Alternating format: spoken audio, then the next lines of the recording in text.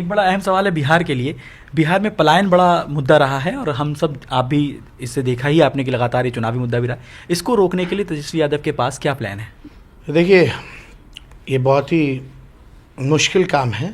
एक साल में डिस्ट्रेस माइग्रेशन मतलब मजबूरी में यहाँ से बाहर जाने वाले लोगों को रोक दिया जाएगा, किसी को नहीं जाना पड़ेगा। एक लोग हमसे पूछता आपके पास ऐसा क्या जादू का छड़ी है, अभी आपको बता रहे हैं कि वो कैसे रोका जाएगा। जन स्वराज का मंत्र है कि बिहार में अगर श्रम का पलायन रोकना है, मजदूरों का पलायन रोकना है, तो उसके लिए पूंजी और बुद्धि का पलायन रोकना होगा। आपको जो मजदूर जाता है ट्रेन में बैठ के, वो पलायन दिखता है, लेकिन पूंजी का पलायन नहीं दिखता। पूंजी समाज में आता कहां से? पूंजी आने का दो ही तरीका है। एक, जो पैसा आप कमाकर बचाते हैं, जो अर्जित करते हैं, खर्च के बाद जो बचता है वो आपका हुआ मूलधन।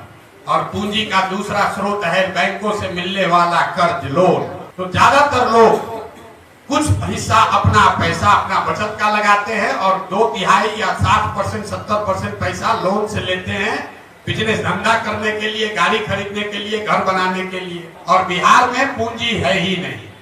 पूंजी क्यों नहीं है? क्योंकि यहाँ प्रति व्यक्ति आय है 32,000 रुपया। देश में प्रति व्यक्ति आय है 1,35,000। बिहार में प्रति व्यक्ति आय है 32,000। और उसमें भी अगर पटना और बेगूसराय 2 जिला हटा दीजिएगा तो बिहार में प्रति व्यक्ति आय है 24,000 रुपया। तो खाने पीने के बाद उसके पास पैसा बचना ही नहीं है। और दूसरा पूंजी का स्रोत है बैंक। बैंक क्या कर रहे हैं? रिजर्व बैंक ऑफ इंडिया एक आंकड़ा जारी करता है जो बताता है, एक अनुपात है CD रेशियो, मतलब कितना पैसा आपने बैंक में जमा किया और बैंकों ने उसके बदले में कितना पैसा ऋण व्यक्ति और समाज को दिया।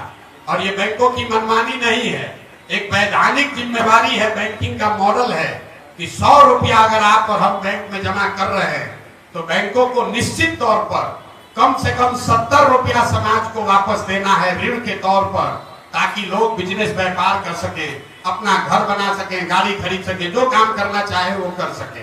बिहार में इसकी स्थिति क्या है? पूरे देश में CD रेशियो है अभी करीब 74%।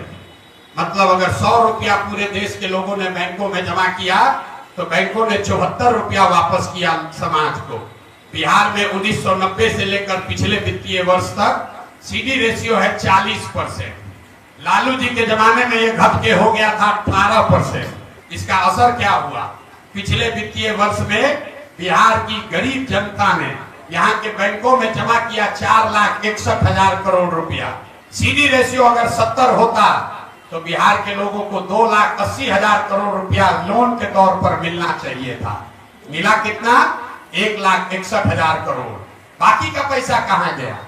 बाकी का पैसा बैंकों ने यहाँ से उन राज्यों में ट्रांसफर कर दिया जहाँ उद्योग धंधे लग रहे हैं, जहाँ रोजगार है, जहाँ तरक्की है। गुजरात में, कर्नाटक में, केरल में, तमिलनाडु में, आंध्र प्रदेश और तेलंगाना में CD रेशियो 90 या उससे ज्यादा है। वहां के लोग अगर 100 रुपया जमा कर रहे हैं तो बैंक वाला 105 रुपया लोन दे रहा है। और बिहार की गरीब जनता 100 रुपया जमा करती है तो हमको आपको 35 रुपया 40 रुपया मिलता है। इसका नतीजा क्या हुआ? 1990 से लेकर पिछले फाइनेंशियल ईयर तक बिहार के बैंकों ने 26 लाख करोड़ रुपया बिहार के लोगों की जमा पूंजी बैंकों ने यहाँ से ट्रांसफर कर दिया दूसरे राज्यों में। और आप सोच रहे हैं कि कोई 2,000 करोड़ रुपया लाकर चीनी मिल बना दे। अरे अपना घर लूट गया। 26 लाख करोड़ रुपया बैंकों ने बिहार के लोगों का दूसरे राज्य में दे दिया। और आप और हम सोच रहे हैं कि 2,000 करोड़ रुपया कोई बाहर से लेकर आए। अब आप कहिएगा भैया सरकार में कोई इसका बात क्यों नहीं कर रहा है? बिल्कुल इसका बात होना चाहिए। आपकी जानकारी के लिए बता दें कि CD रेशियो को देखने के लिए मुख्यमंत्री की अध्यक्षता में कमेटी है, जिसको हर महीने बैठना है, जिसको ये सुनिश्चित करना है कि बैंक ये पैसा लोगों को दे।